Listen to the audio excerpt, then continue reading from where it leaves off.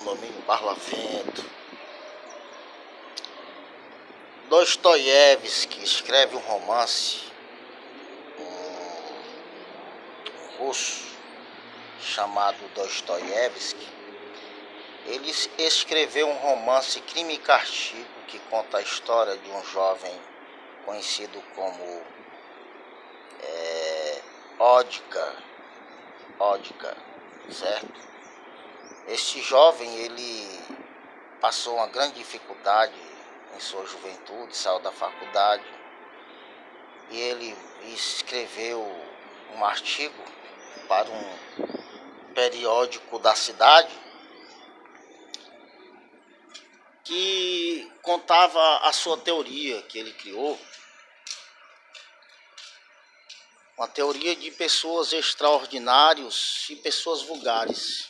E segundo ele, sua teoria, os extraordinários, eles poderiam até mesmo tirar a vida de alguém.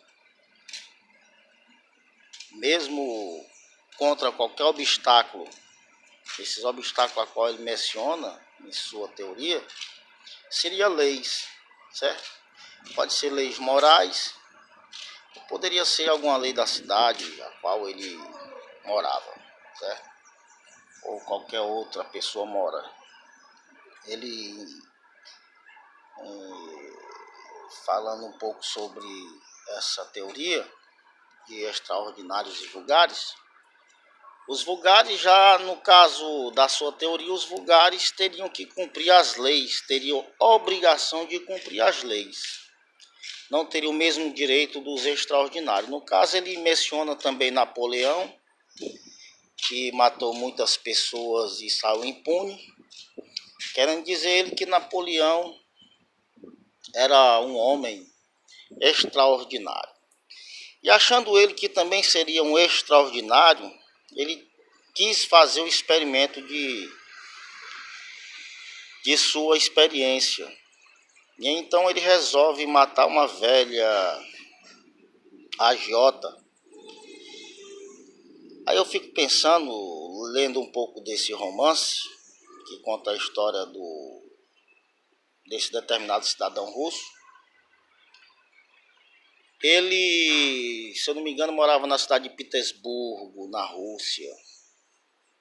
Ele vai querer provar a sua tese, a sua ideia, matando essa velha senhora agiota. Fico pensando que agiota, por que ele escolheu uma velha agiota? Deve ser porque no momento que ele viveu a sua dificuldade financeira, provavelmente ele teria pedido algum empréstimo, né? E ela fez uso do dinheiro, né?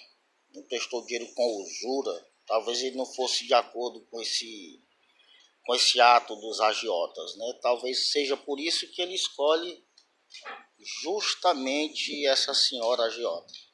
E ao matar a senhora, aparece a irmã da senhora. E ele matou em seguida a irmã para não deixar suspeita. Aí o compositor da banda Engenheiros do Havaí, ele faz uma música que está falando exatamente desse romance, que é aquela: pra ser sincero, não espero que você, ou de você, mais do que educação, beijo sem paixão, crime sem castigo, aperto de mão, apenas bons amigos, né?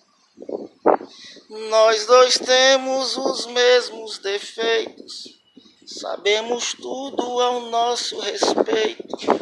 Somos suspeitos de um crime perfeito, mas crimes perfeitos não deixam suspeito.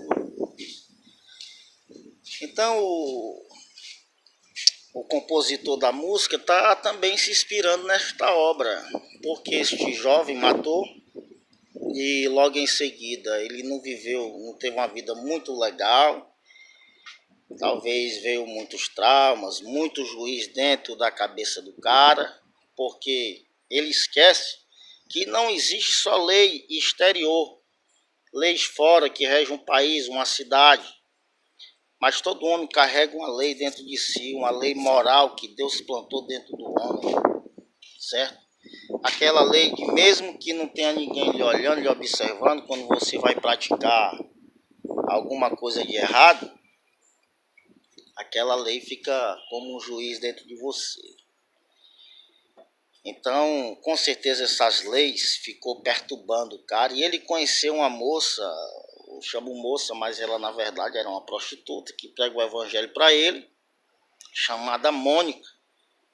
Então ele viu em Mônica uma forma de consolo.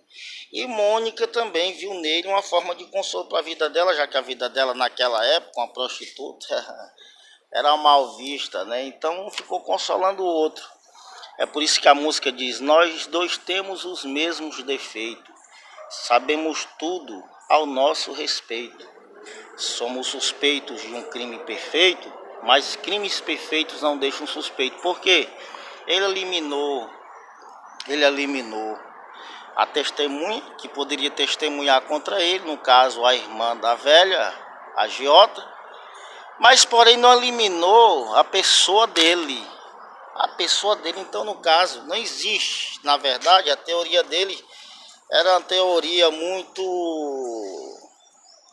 vamos se dizer assim, muito fora da realidade. Na verdade, não existe esse ser extraordinário e nem os vulgares, certo? Ele chegou a essas conclusões. Por quê? Porque dentro dele, ele tentou eliminar as possibilidades de ser incriminado, mas ele mesmo se incriminou por si próprio. Então ele viu que a teoria dele não valia de nada. Nós dois temos os mesmos defeitos, ele e Mônica, sabemos tudo a nosso respeito, somos suspeitos de um crime perfeito, mas crimes perfeitos não deixam suspeito. Para ser sincero, não espero que você minta, minta, tem a partezinha da música lá, né? Eu esqueci agora o restante aqui da letra. Então, resumindo, este jovem, ele acaba se entregando, e ele já não estava na Rússia, ele foi para uma cidade, um país, outro país, e aí ele pagou lá 8 anos de cadeia, porque a testemunha era somente ele, né? Não sei se aquela lei que ninguém pode levantar, vamos dizer, alguma... Como é que se diz aquela lei que você não pode se acusar a si mesmo, né? Tem uma lei, eu esqueci agora, tá fugindo aqui da memória. Ninguém pode levantar Ah, Deus, vocês sabem o que eu tô falando, agora deu um brancão aqui. Então, ele testemunhou contra ele mesmo, certo? E aí ele pegou 8 anos de cadeia. E se vocês depois puderem refletir nessa música, que está contando exatamente a história desse cidadão, desse jovem e dessa jovem chamada Mônica.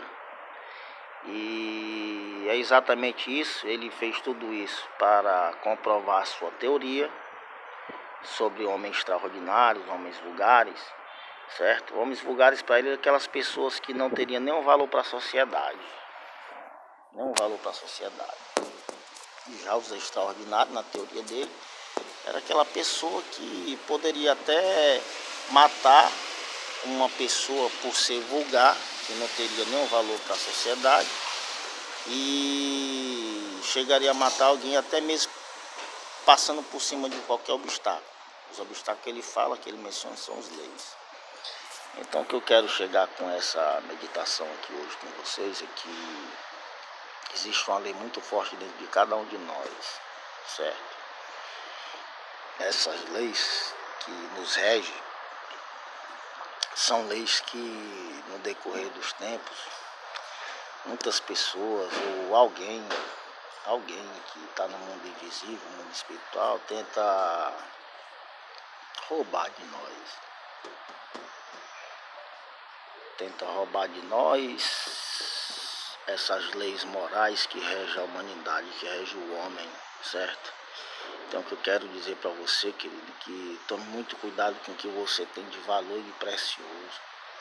Não deixe que alguém mate isso, que está dentro de você. Tem gente que vai para determinadas profissões, empregos, e chega lá, é uma pessoa honesta, uma pessoa bacana, e de repente está num ambiente onde só tem bandido, ladrão, e aí a corrupção é geral, aí você acaba chutando balde e se tornando corrupto. Às vezes você se envolve no meio de amizades que exatamente são pessoas que já mataram, sabe, o lado moral do homem, do ser. E aí eles não estão nem aí, eles já estão mortos. E não importa se vão matar mais um, então tome cuidado, preste atenção onde você anda, o ambiente que você frequenta, o círculo de amizade que você está infiltrado, para que você aos poucos não vá perdendo o que você tem de mais importante. Então essa é a meditação. Se você pode depois até procurar esse romance, analisar melhor, tirar suas conclusões. E a música é aquela música do Engenheiro do Havaí, né?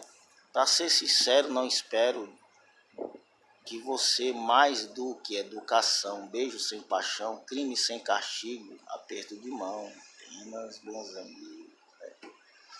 Um dia desse, porque depois da cadeia, eles passaram a se encontrar. Um desses encontros casuais. Talvez a gente se encontre, talvez a gente encontre explicação.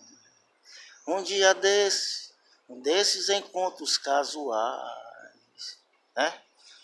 Então, medite depois nisso aí. Deixa uma reflexão para você ser forte, para você não se desesperar, para você não se perder. Talvez você já se perdeu, mas não se perda completamente. Porque quando a pessoa se perde completamente, é difícil desenhar a mesma pessoa. Então sempre você tem que ter uma cópia. A cópia exatamente é você não matar o seu verdadeiro ser, o seu verdadeiro eu. Porque se você não matar o seu verdadeiro ser, o seu verdadeiro eu, tem como você resgatar e restaurar a sua autoimagem. Então fica aí essa reflexão, um abraço e um cheiro para todos vocês. Tchau!